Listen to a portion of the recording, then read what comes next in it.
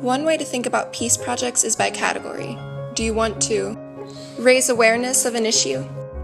Deliver a service? Be an advocate for a particular change?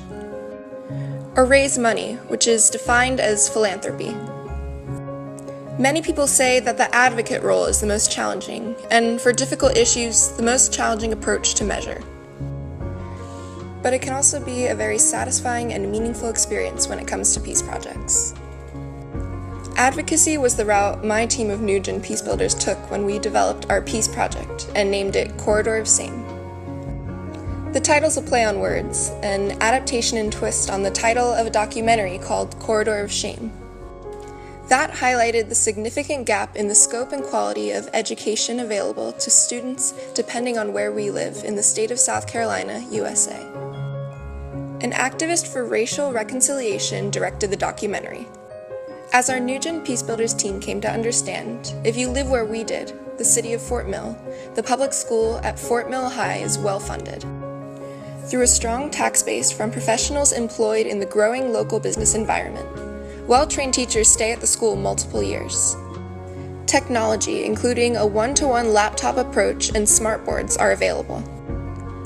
Average student performance on the SAT and ACT exams is high. Universities recognize that our school is among the top 10 high schools in the state.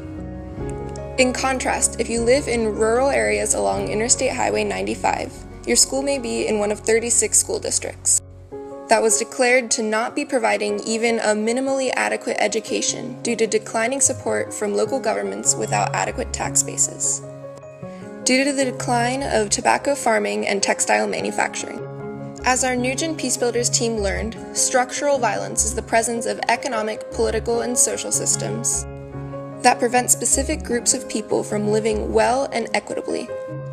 Over decades, members of various school districts in the Corridor of Shame have sued the state of South Carolina for providing unequal education. The South Carolina Supreme Court had ruled that the state was not meeting its constitutional obligation to provide a quality education to all students, including those in low-income schools.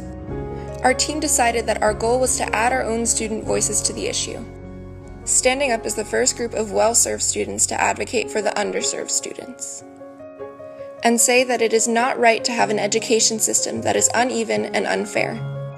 To achieve understanding, empathy, and compassion, some of our team members traveled to Dillon, South Carolina, USA, and met with a superintendent at a school building that for years had lacked running water.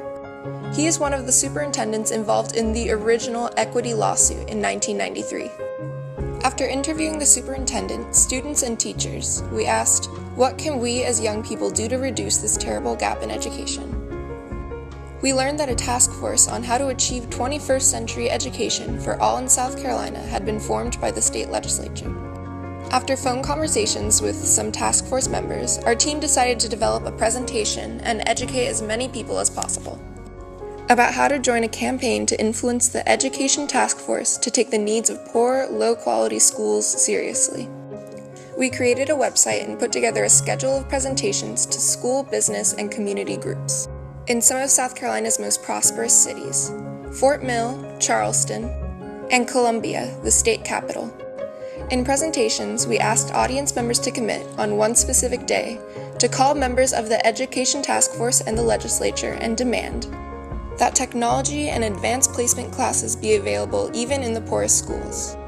Our team spoke directly with more than 200 people, and more than 100 of them participated in the call-in.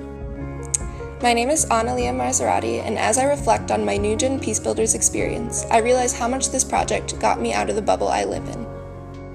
I also believe that this project started my journey of learning how to lead and get things done in the real world.